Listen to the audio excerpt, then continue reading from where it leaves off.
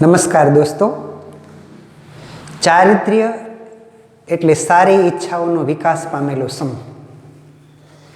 સામાન્ય રીતે ઈચ્છાઓ પર કે વિચાર ઉપર આપણો કાબુ હોતો નથી.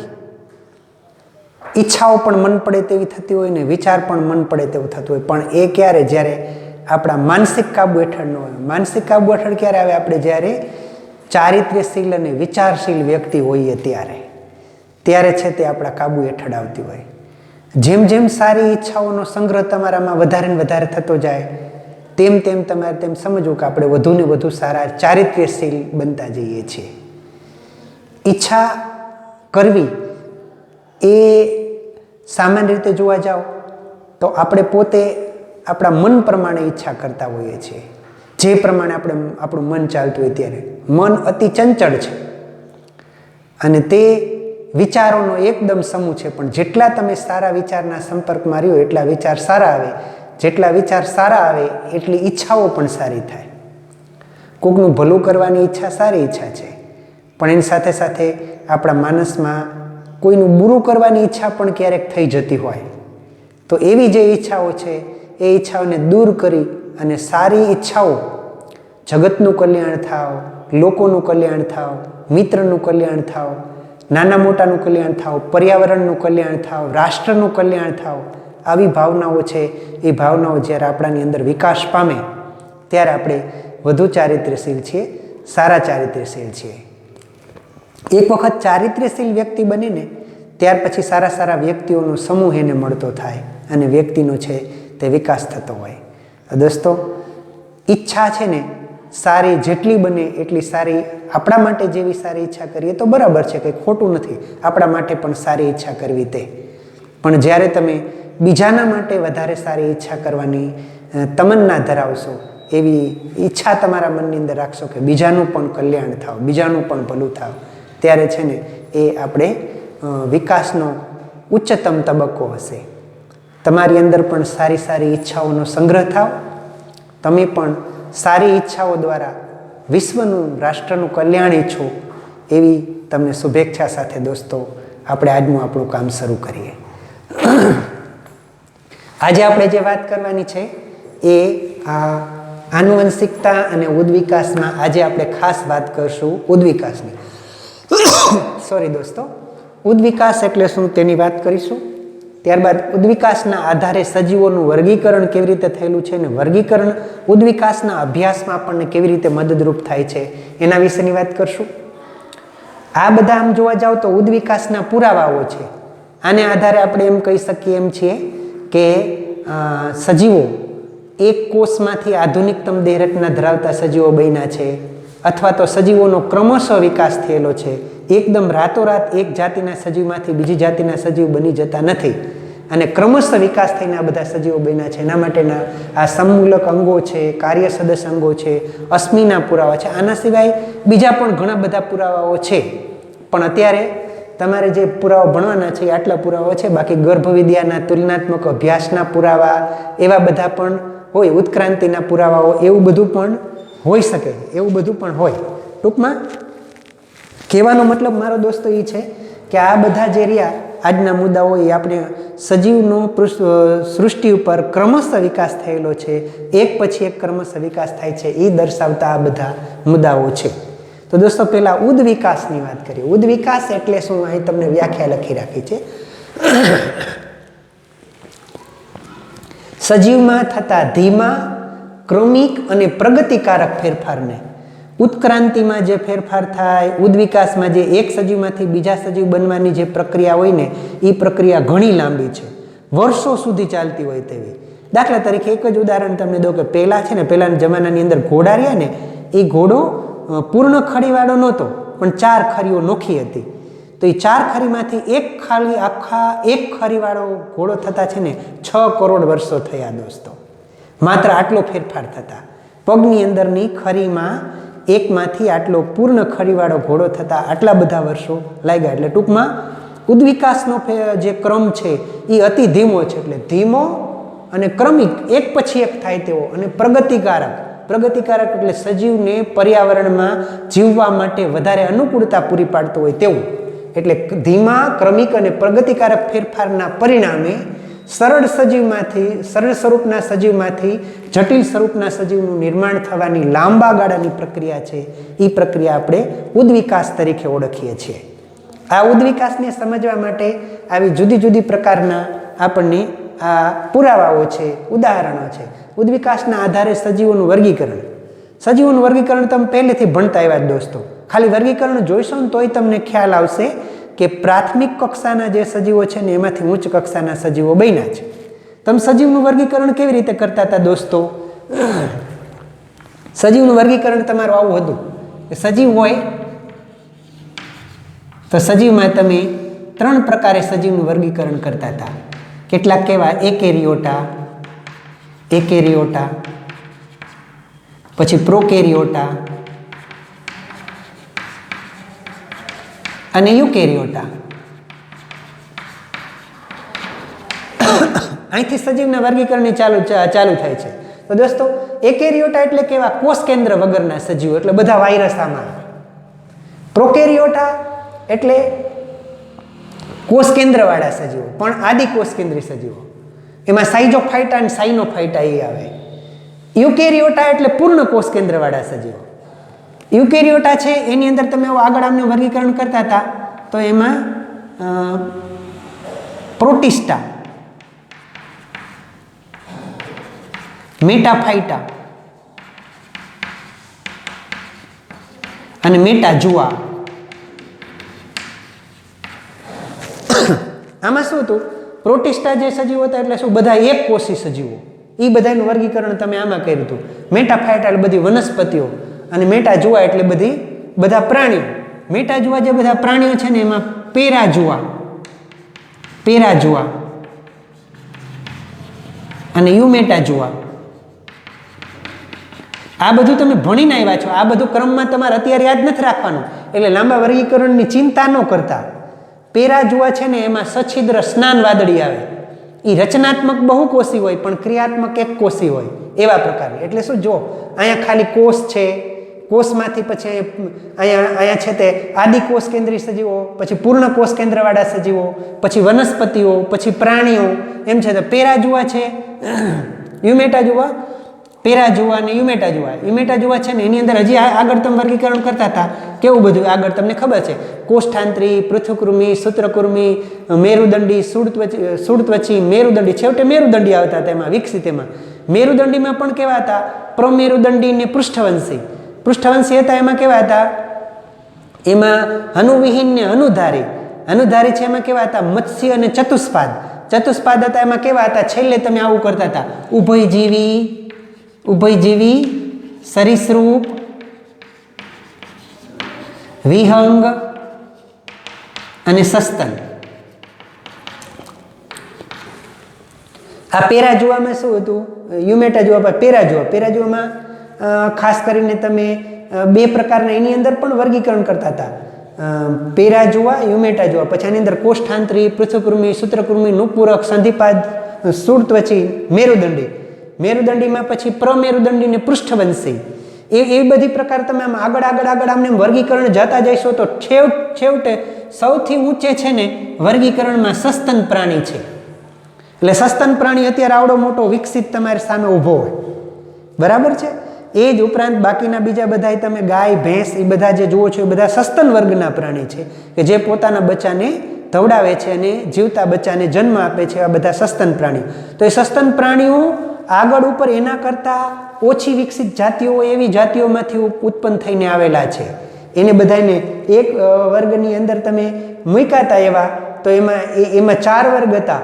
કેટલાક ઉભયજીવી એટલે પાણીની અંદર રહેનારા પ્રાણીઓ અને જમીનની અંદર રહેનારા પ્રાણીઓ, 2 પ્રકારના. સરીસૃપ એટલે પેટ સરકાવીને ચાલતા હોય તેવા, વિહંગ એટલે આકાશમાં ઉડનારા, અને સસ્તન એટલે જે બચ્ચાને ધવડાવતા હોય તેવા. આ બધાનો તમે ક્રમશઃ વિકાસ કરતો. આ શેમાંથી ઉત્પન્ન થયા? એના આગળનામાંથી. આ શેમાંથી ઉત્પન્ન થયા? એના આગળનામાંથી. આ શેમાંથી ઉત્પન્ન થયા? એના આગળનામાંથી. આ બધાનો જો તમે છેવટે વિચાર કરશો તો છેવટે એક કોષ આવશે. એટલે એક કોષમાંથી આધુનિકતમ દેહ રચના ધરાવતા સજીવો છે તે ઉત્પન્ન થયેલા છે. એ આપણને આખો આ વર્ગીકરણનો ઇતિહાસ દર્શાવે છે. વર્ગીકરણ એટલે શું છે? સજીવોને તેમની લક્ષણની સમાનતા અને ભિન્નતાને આધારે જુદા જુદા વર્ગમાં મૂકવાના. દાખલા તરીકે આ ચતુષ્પાદ છે, આખો ચતુષ્પાદ વર્ગ છે. ચતુષ્પાદ એટલે 4 પગવાળા. ચતુષ્પાદ છે એમાં શું? ઉભયજીવી, સરીસૃપ, વિહંગ અને સસ્તન. આ 4 છે. તો આમાં કેટલીક લક્ષણની સમાનતા હશે અને કેટલીક જુદાપણું પણ જોવા મળે. પણ સમાનતા અને ભિન્નતાના આધારે સજીવના જે જુદા જુદા વર્ગ પાડ્યા હોય એને આપણે વર્ગીકરણ કહીએ છીએ. તો આ વર્ગીકરણ માટે ઠેઠ તમે ઉચ્ચ વિકાસના પામેલો પ્રાણી છે તે સૌથી નીચેના ભાગમાં આવે અને સૌથી સાવ નાનો એક કોષ છે તે ઉપર આવે. એક કોષથી પછી નીચે નીચે નીચે નીચે વિકાસ પામતા હિલાવો એમ ઉચ્ચ વિકાસ પામતા પ્રાણીઓ છે તે વર્ગીકરણમાં આવે. વર્ગીકરણ આખું તમે શીખા છો. જેમાં આપણે પ્રાણીઓનું વર્ગીકરણ કીધું એમ વનસ્પતિનું પણ તમે શીખા છો. વનસ્પતિમાં શું આવે? સપુષ્પી વનસ્પતિ, અપુષ્પી વનસ્પતિ, સપુષ્પી વનસ્પતિ. સપુષ્પી વનસ્પતિ છે એની અંદર અનાવૃત બીજધારી, નાવૃત બીજધારી એવી બધી જે વર્ગો પાડ્યા જ તમે વનસ્પતિની અંદર. વપ, અપુ, સપૂન, અપુ 1, 2, 3 ને 1 સાલી લાફૂન, સપુ અનાવૃત, નાવૃત બીજ 1, એ બધું તમે પાકું કરીને કહેતા હતા કે આવૃત બીજધારી છે એમાં પણ દ્વિદળી ને 1 દળી છેલ્લે હોય. તો એ બધી શું છે? વિકાસ પામતો જેમ જેમ ગયો એમ તમે નોખા ખાનાની અંદર એને મૂકતા ગયા છો, અલગ અલગ વર્ગીકરણ કરતા ગયા. તો વર્ગીકરણ આપણને શું સૂચવે છે? વર્ગીકરણ એવું સૂચવે છે કે સજીવનું જે આ સૃષ્ટિ ઉપર આધુનિકતમ દેહ રચનાવાળા જે સજીવો થયા છે તે સજીવો ક્રમશઃ ફેરફાર પામીને ઉદ્વિકાસ પામીને આવ્યા છે. નથી તો કોઈ રાતોરાત આ સૃષ્ટિ ઉપર કોઈ સજીવો આવી ગયા કે નથી કોઈએ છૂમ કરીને આશીર્વાદ દીધા હોય ને બધા સજીવો પૃથ્વી પર આવી ગયા, એવી રીતે બન્યું નથી. પણ આ બધા સજીવો છે તે ક્રમશઃ એક કોષમાંથી વિકાસ પામી ધીરે ધીરે ધીરે ધીરે ધીરે કરોડો વર્ષોની પ્રક્રિયા પછી આધુનિકતમ દેહ રચના ધરાવતા સજીવો થયા છે એવું આપણને વર્ગીકરણ દ્વારા જાણવા મળે છે. વર્ગીકરણ આપણને એવું સૂચવે છે કે આપણે એક કોષમાંથી આધુનિકતમ દેહ રચનાવાળા સજીવો ક્રમશઃ ફેરફાર પામીને થયા છે. જે ઉદ્વિકાસની સીધી વ્યાખ્યામાં જ આપણને ખબર પડે કે ધીમા, ક્રમિક અને પ્રગતિકારક ફેરફારો થયા છે. ઉભયજીવી હોય તો એના કરતાં સરીસૃપમાં સારી વ્યવસ્થા હશે, સરીસૃપ હોય તો એના કરતાં વિહંગમાં અને સસ્તનમાં સારી વ્યવસ્થા હશે. પછી ધીરે ધીરે શું છે, કેટલાક પ્રાણીઓના મગજમાં, આંખમાં, હાથ પગમાં, એમાં બધામાં જેમ જેમ જેમ જેમ ફેરફાર થતા ગયા એમ એમ સજીવો છે તે આગળ વિકસિત થતા ગયા. એટલે સજીવનો વિકાસ ક્રમશઃ થયો છે. એકદમ એક ધારો તરત જ એક સજીવમાંથી બીજા સજીવ બની ગયા નથી. આ લાખો વર્ષની, કરોડો વર્ષની પ્રક્રિયા બાદ આવી પ્રકારના સજીવો છે તે અસ્તિત્વમાં આવેલા છે એવું આપણને આ વર્ગીકરણ છે એના આધારે ખબર પડે છે. તો આ જ્યારે તમને કહે ત્યારે તમારે લખવાનું છે વર્ગીકરણ એટલે શું? કે વર્ગીકરણ એટલે સજીવોને તેમની લક્ષણોની સમાનતા અને ભિન્નતાને આધારે જુદા જુદા વર્ગમાં મૂકવામાં આવ્યા છે અને વર્ગીકરણ કહેવાય. પછી કોષના આધારે વર્ગીકરણ તમે કરો તો આદિ કોષ કેન્દ્રીય સજીવો, પછી સુકોષ કેન્દ્રીય સજીવો. સુકોષ કેન્દ્રીય સજીવો હોય તો એમાં એક કોષી સજીવો, એમાં બહુકોષી સજીવો, આવું બધું વર્ગીકરણ તમે કરેલું જ છે. બહુકોષી સજીવો હોય એ પછી આગળ આગળ આમ બધાએ વધતા જાય. બહુકોષી સજીવો હોય તો રચનાત્મક બહુકોષી પણ ક્રિયાત્મક એક કોષી, દાખલા તરીકે પેરા જોવા, પછી યુમિટા જોવામાં એની અંદર જુદા જુદા અંગનો વિકાસ થતો જાય એમ એમ તમે મૂકતા જાઓ છો. એ જ વર્ણન તમારે આ સજીવોનું વર્ગીકરણ કરવાનું છે કે ઉદ્વિકાસના આધારે સજીવોનું વર્ગીકરણ આપણને એ વાત સૂચવે છે કે આપણે એ સામાન્ય દેહરચના ધરાવતા સજીવમાંથી આધુનિકતમ દેહરચનાવાળા સજીવો ઉત્પન્ન થયા છે. ત્યાર પછીનો મુદ્દો છે દોસ્તો સમમૂલક અંગો. સમમૂલક અંગો કેવી રીતે ઉદ્વિકાસના પુરાવાઓ આપે છે એના વિશેની વાત આપણે કરવાની છે. સમમૂલક અંગો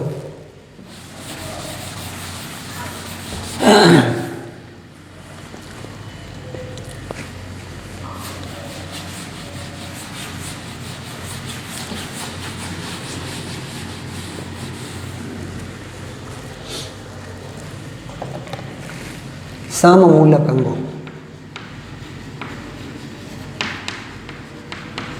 લખો દોસ્તો સાથે સાથે. રચના અને ઉત્પત્તિની દૃષ્ટિએ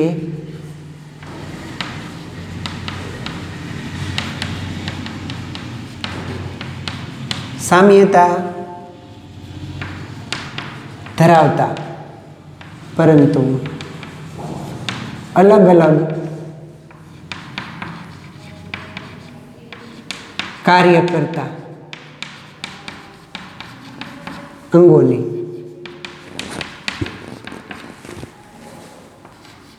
સમમૂલક અંગો કહે છે.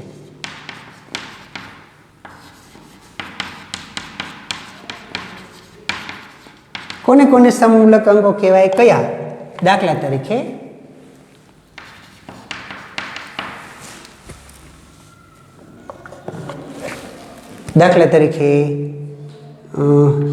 દેડકાનું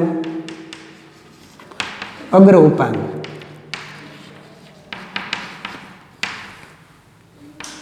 પછી ગરોડીનું અગ્ર ઉપાંગ,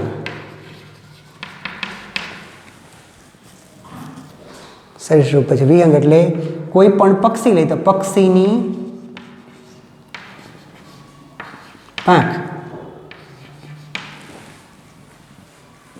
અને મનુષ્યનો હાથ.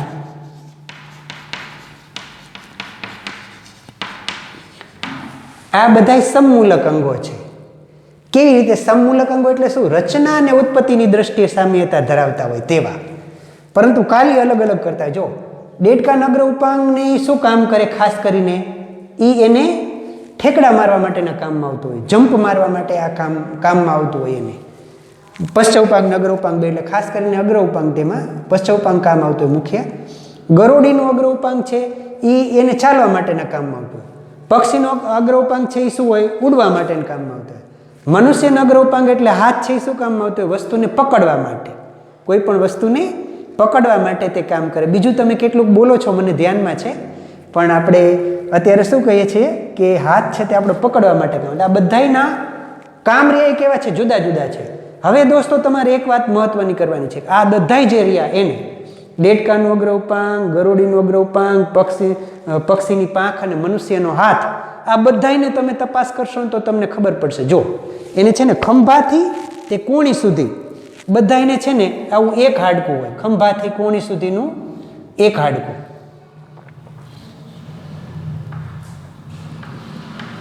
ખંભાથી કોણી સુધીનું એક હાડકું. પછીથી જો કોણીથી તે કાંડા સુધી, ખંભાથી કોણી સુધી એક હાડકું હોય એના શરીરમાં, અગ્ર ઉપાંગમાં બધાયમાં. પછી કોણીથી તે કાંડા સુધી આ બે હાડકા હોય. આ બે હાડકા હોય, જોઈ લેજો તમે તેમાં. અને પછી બધાયને છે ને આગળ પંજો હોય બધાયને. એટલે અહીંથી આ હથેળીના હાડકા છે તે એ થઈ ગયા પછી આમ બધાયને છે તે આમ આવા પંજા આવે આવી રીતે. તો ટૂંકમાં કહેવાનો મતલબ શું છે? અહીંથી ખંભાથી કોણી સુધી એક હાડકું, કોણીથી કાંડા સુધી બે હાડકા અને પછી પંજો. દેડકાની અંદર જુઓ તો એવું જ હોય. દેડકાને પણ એનો જે ખંભા સાથેનો અથવા હાથ ગરદન સાથે જોડાયેલો જે ભાગ છે અહીંયાથી આમ એનો પેલો પગ વાંકો વડે ત્યાં સુધી એક હાડકું, પછી બે હાડકા અને પછી પંજો. પક્ષીમાં પણ એવું હોય, શરૂઆતમાં એક હાડકું, પછી બે હાડકા અને પછી પંજો. મનુષ્યમાં પણ એવું હોય, આપણે પણ એવું છે. અંદરના ભાગની રચનાની વાત હું તમને કરું છું, જેનું ચિત્ર તમને ટેક્સ્ટ બુકમાં આપ્યું છે. એ તમે જોઈશો તો એ તમને ખબર પડશે. એ ખંભાથી કોણી સુધી એક હાડકું, કોણીથી કાંડા સુધી બે હાડકા અને પછી પંજો. દોસ્તો, દેડકોરીઓ એ ઉભયજીવી પ્રાણી છે. ગરોડી રહ્યું ને એ સરીસૃપ છે. પક્ષી છે એ વિહંગમાં આવે અને મનુષ્ય છે ને એ સસ્તન પ્રાણીમાં આવે. બધાય પ્રાણી જુદા જુદા છે કે નહીં? આ બધાય પ્રાણી જુદા જુદા હોવા છતાં પણ બધાયના હાથમાં આવી એક સરખી રચના કેમ? શું કામ?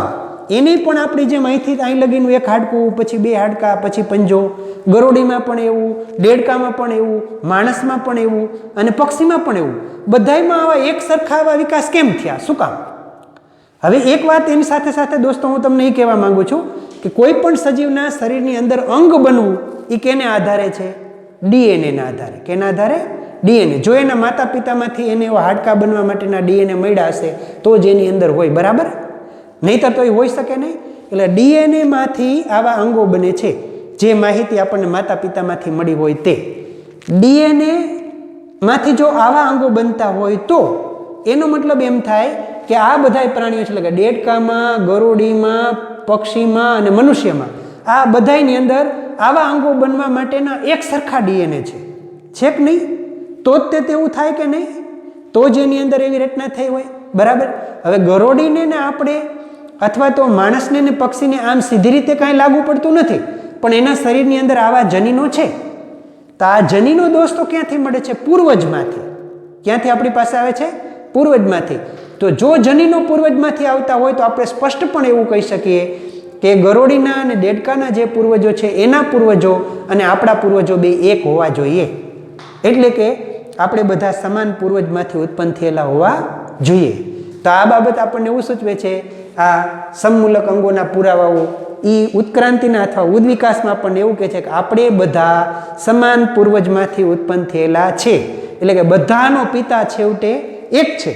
વર્ગીકરણમાં તમે જોઈશો તો વર્ગીકરણમાં ઉપર ઉપર હાલ્યા જાવ તો છેલ્લે શું થઈ જાય છે? કોષ જ થઈ જાય છે. બરાબર છે. એમાંથી વિકાસ પામતા પામતા પામતા નીચે ઠેઠ આધુનિકતમ દેહ રચનાવાળો સજીવ થયો છે.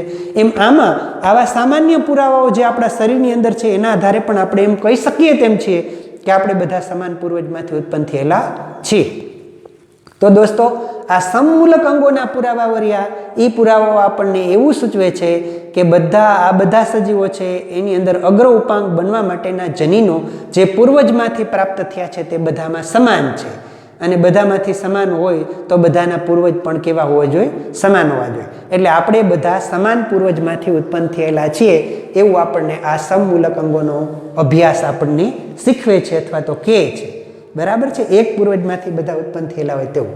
બીજું એના કરતાં જુદું છે કાર્ય સદસંગો. કાર્ય સદસંગો. કાર્ય સદસંગો એટલે શું? કાર્ય સદસંગો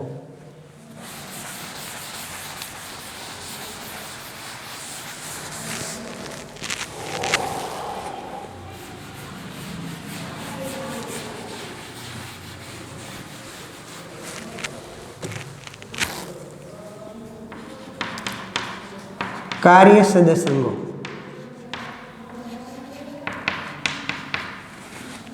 એટલે સમાન કાર્ય કરતા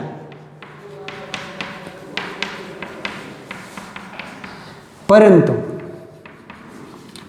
ઉત્પત્તિની દ્રષ્ટિએ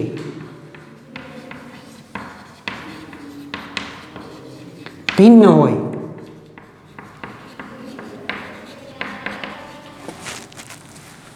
તેવા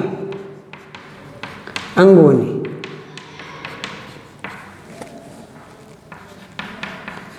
કાર્ય સદસંગો કહે છે.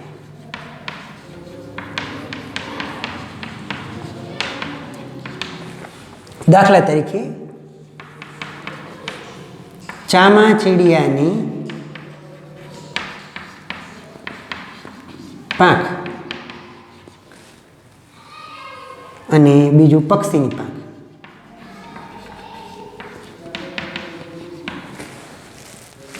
સમાન કાર્ય કરતા, એક સરખું બે કાર્ય કરતા હોય. ચામાચીડિયાની પાંખ શું કામ કરે? ઉડવાનું. બરાબર છે. અને પક્ષીની પાંખ શું કામ કરે? ઉડવાનું. બરાબર છે. બેયની અંદર કામ સરખું છે પણ ઉત્પત્તિની દ્રષ્ટિએ બે ભિન્ન છે. ચામાચીડિયાનું જે ઉત્પત્તિ છે ને એની બહારની ચામડીમાંથી બાહ્ય ગર્ભસ્તરમાંથી ઉત્પત્તિ થઈ હોય અને એની જે વચ્ચેની આંગળી છે ને એ વચ્ચેની આંગળીમાં એમાં ચામડી જોડાવાને કારણે આખી એની પાંખની રચના થઈ છે. જ્યારે પક્ષી છે એની પાંખ શું છે? આખું અગ્ર ઉપાંગ, અહીંથી આ બધા હાડકા જોડાય આખા અગ્ર ઉપાંગમાંથી એનું પાંખમાં રૂપાંતર થયેલું છે. એટલે બેયની ઉત્પત્તિ જુદી જુદી છે. આ મધ્ય અંદરથી ઠેઠ હાડકાની એની ઉત્પત્તિ છે તે અંદરથી થયેલી હોય, ઓલી બહારની ચામડીમાંથી ઉત્પન્ન થયેલ છે અને ચામડી છે ને એની સાથે બીજા આ સ્નાયુ છે તે જોડાઈને ચામાચીડિયાની અંદર રચના થઈ છે. એટલે બેયની રચના જુદી જુદી છે, રચનાની દ્રષ્ટિએ ભિન્ન છે પણ કાર્ય બેયના સમાન છે. તો ચામાચીડિયાની પાંખ અને પક્ષીની પાંખ એ બેયની આ હાજરી છે, કાર્ય સદસ અંગોની હાજરી, એ આપણને એવું સૂચવે છે કે ભલે બેયના પૂર્વજ સમાન નથી, એક વિહંગ વર્ગનું છે એક સસ્તન વર્ગનું છે, બેયના પૂર્વજ સમાન નથી પણ જેમ જેમ પર્યાવરણમાં અનુકૂળ થવું હોય તેમ તેમ એની અંદર પાંખ ફેરફાર થતો ગયો છે. એટલે ચામાચીડિયા જેવા પ્રાણીઓમાંથી ઉડવાની શરૂઆત કરી ત્યારે પક્ષી જેવા પ્રાણીઓ છે, પક્ષી જેવા પ્રાણીઓ સારી રીતે છે તે ઉડી શક્યા અને એનો ઉપયોગ છે તે એ વધારે સારી રીતે કરી શક્યા. ટૂંકમાં કહેવાનો મતલબ એમ છે કે સજીવની ઉત્પત્તિ એ ભલે સમાન પૂર્વજ ન હોય તો પણ ક્રમશઃ એની અંદર ધીરે ધીરે રૂપાંતર થઈને પછી બીજા સજીવો છે તે આગળવાળા સજીવમાં વિકાસ થયેલો છે અને આગળવાળા સજીવો એનો વધારે સારો લાભ મેળવ્યો છે. અથવા તો ઉચ્ચતમ કક્ષાના જે સજીવો છે એ પ્રાથમિક કક્ષાના સજીવમાંથી બન્યા છે એમ આપણે સ્પષ્ટ રીતે કહી શકીએ. તો આ પુરાવો પણ આપણને આ ઉત્ક્રાંતિની અંદર મદદરૂપ છે કે ઉત્ક્રાંતિ એ ધીમી પ્રક્રિયા છે, ક્રમિક ફેરફાર થનારી પ્રક્રિયા છે. ક્રમિક જે ફેરફાર થયો હોય ને એવા ફેરફાર થઈને આવી પાંખની રચના છે તે બની છે અને એને કારણે આધુનિકતમ દેહ રચનાવાળા સજીવો બન્યા છે. ઉદ્વિકાસને સમજવું એટલે શું સમજવું કે સજીવનો વિકાસ ક્રમિક ધીમે ધીમે અને સરળમાંથી જટિલ થયો છે. પ્રગતિકારક જે ફેરફાર થયો કે પહેલાં સરળ રચના હશે, પછી એમાંથી કેવી રચના આવી છે? જટિલ રચના આવી છે. અને જટિલ રચના જેમ જેમ બની એમ સજીવને એ વધારે ઉપયોગી થઈ છે. એ વાત આપણને આ કાર્ય સદસ્ય અંગોના પુરાવા પરથી આપણને જાણવા મળે છે. તો દોસ્તો આ બે જે પુરાવા બે પુરાવાને આધારે આપણે એક તો એવું કહી શકીએ કે સજીવની ઉત્પત્તિ કોઈ સમાન પૂર્વજમાંથી થઈ છે અને સજીવની ઉત્પત્તિ એ ક્રમિક ધીરે ધીરે ફેરફાર થઈને આગળ ઉપરના સજીવો છે તે નિર્માણ પામેલા છે. એવી રીતે સજીવની ઉત્પત્તિ થઈ છે એમ આપણે કહી શકીએ. પછી છે અશ્મિના પુરાવાઓ. અશ્મિ એટલે શું? અશ્મિ પુરાતન કાળના સજીવોના અવશેષો જે પૃથ્વીના પેટાળમાં દટાઈને સચવાયેલા છે તેને અશ્મિઓ કહે છે. અશ્મિઓના પુરાવો પણ દોસ્તો આપણને એવું સૂચવે છે કે સજીવનો વિકાસ છે ને એ ક્રમિક થયો છે, ધીમે ધીમે થયો છે અને પ્રગતિકારક થયો છે. પૃથ્વી ઉપરના પેટાળમાંથી આવા અશ્મિઓ બને છે કેવી રીતના? કાદવ કીચડવાળા વિસ્તારની અંદર સતત સજીવો છે તે દટાતા જાય અને એની માથે આવા માટીના અને કાદવના સ્તર થતા જાય. મોટા ભાગે સજીવ છે તે જમીનમાં દટાય તો એનું કોહવાણ થઈને વિઘટન થઈ જતું હોય. પણ ક્યારેક કોઈ પરિસ્થિતિ એવી બને કે એ પરિસ્થિતિને કારણે સજીવ છે એ એમને એમ ખડકોની વચ્ચે દટાયેલો સચવાઈને પડ્યો રહે અને એનું કોહવાણ ન થાય તો લાંબા ગાળા સુધી એની છાપ છે એ પથ્થરની અંદર રહી જતી હોય. એને આપણે શું કહીએ છીએ? અશ્મિઓ કહીએ છીએ. આવા અશ્મિઓ લાખો વર્ષો પહેલાં પૃથ્વીના પેટાળની અંદર દટાયેલા હોય. દરિયાના તળિયે આવા બધા પ્રાણીઓ મરતા હોય, દટાતા હોય, તેની માટે ધીરે ધીરે આવા સ્તર થતા જાય અને લાંબા ગાળે એ સ્તરની અંદર એ આવા અશ્મિઓ છે તે આપણને મળતા હોય. તો જુઓ, પૃથ્વી ઉપરના જે જૂના ખડકો છે, પૃથ્વી પરના ખડકો અથવા તો અશ્મિઓની ઉંમર માપવા માટે રેડિયોમેટ્રિક ડેટિંગ પદ્ધતિ પણ ઉપયોગમાં લેવાય છે. અને એ રેડિયોમેટ્રિક ડેટિંગ પદ્ધતિ કેવી છે કે એ પદ્ધતિ પ્રમાણે એવું હોય કે એની અંદર અત્યારે હાલ C14 એટલે રેડિયો એક્ટિવ કાર્બન, ઉદ્ભવ સમયે એનું રેડિયો એક્ટિવ કાર્બન છે તે પૂર્ણપણે હોય, પણ પછી ધીરે ધીરે એમાંથી વિકિરણોનું ઉત્સર્જન થતાં એનું સાદા કાર્બનની અંદર રૂપાંતર થતું જાય. તો કેટલા કાર્બનનું સાદા કાર્બનમાં રૂપાંતર થતાં કેટલા વર્ષો લાગે એની એક આખી ગણતરી હોય દોસ્તો. તો અત્યારે આપણે એ અશ્મિના નમૂનાની અંદર રેડિયોએક્ટિવ કાર્બનનું પ્રમાણ કેટલું છે અને સાદા કાર્બનનું પ્રમાણ કેટલું છે એ જો જાણી શકીએ તો એ અશ્મિને કેટલા વર્ષ થયા તે જાણી શકાય. એવી પદ્ધતિ છે ને, એ પદ્ધતિથી આપણે અશ્મિની ઉંમરનો અંદાજ નક્કી કરી શકીએ, કેટલા વર્ષ પહેલાંનું અશ્મિ છે તે હશે. ખડકની ઉંમર શોધવા માટે પણ આ જ પદ્ધતિનો ઉપયોગ થતો હોય છે. એના આધારે જ આપણે અશ્મિઓની ઉંમર પણ નક્કી કરતા હોઈએ છીએ. તો આવી પ્રકારે જે અશ્મિઓ છે એ અશ્મિઓ તમે પૃથ્વી પરના જૂના ખડકમાં જોઈશો. અતિ જૂના જે ખડક હોય ને પૃથ્વી પરના, તો એની અંદરથી માત્ર એક કોષી કે થોડાક બહુકોષી સજીવ હોય ને એવા જ પ્રાણીઓના અશ્મિઓ મળ્યા છે.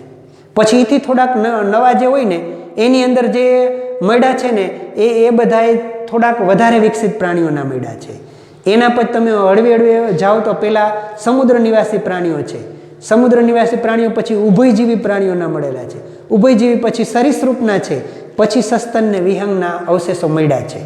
તો એ શું સૂચવે છે કે જો આ ખડકની ઉત્પત્તિ સમયે એ જ્યારે આ પૃથ્વી પર હતા ત્યારે જો કોક ત્યાં ઘોડો કે ગાય કે ભેંસ કે એવું કોક હોત અથવા તો ઉચ્ચ કક્ષાના વિકસિત પ્રાણીઓ જો ત્યાં હોત તો એનું કોક તો જૂના ખડકમાંથી અશ્મિ મળત ને, પણ એ નથી મળ્યું. એનું કારણ શું કે એવા ખડકોના ઉદ્ભવ સમયે એવી પ્રકારના પ્રાણીઓ હતા નહીં.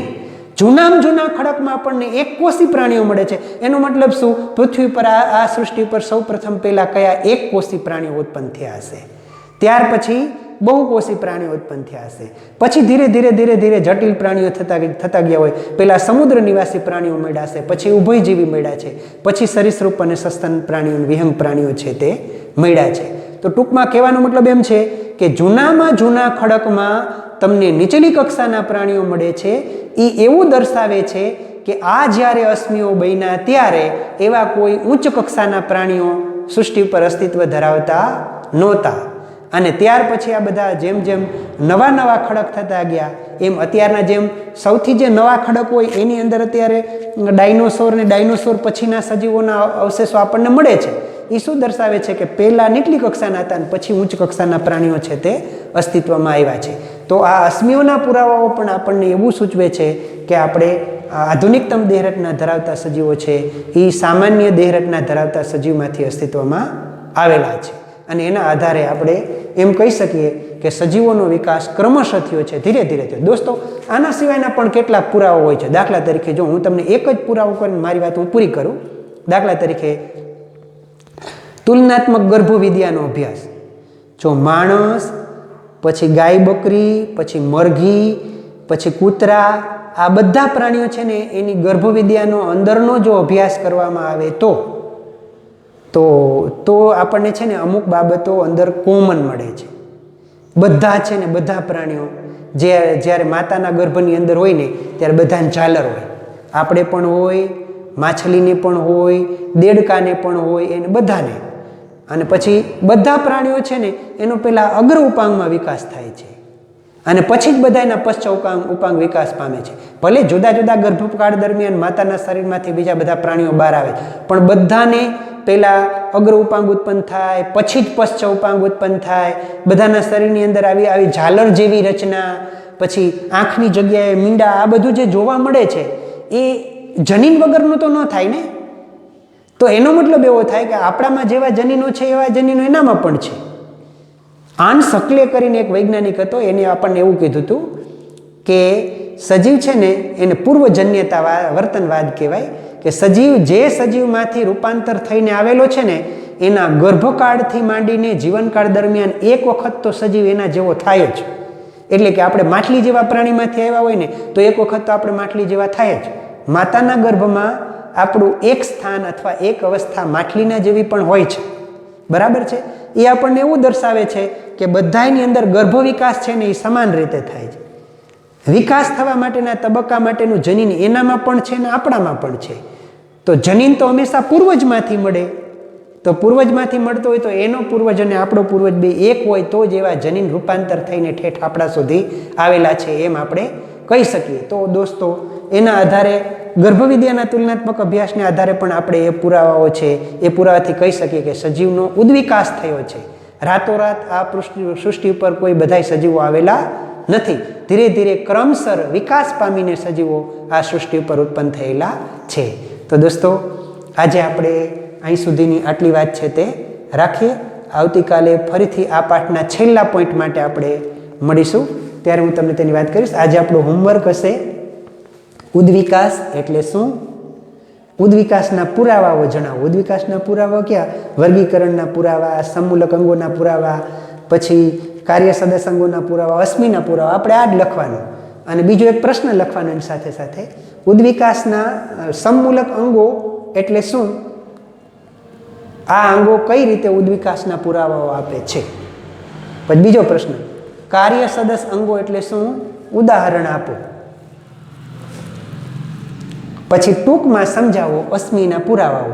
આટલી વાત છે તે આપણે કરવાની છે. આટલું રાખીએ. આવતીકાલે ફરીને મળીશું. નમસ્કાર.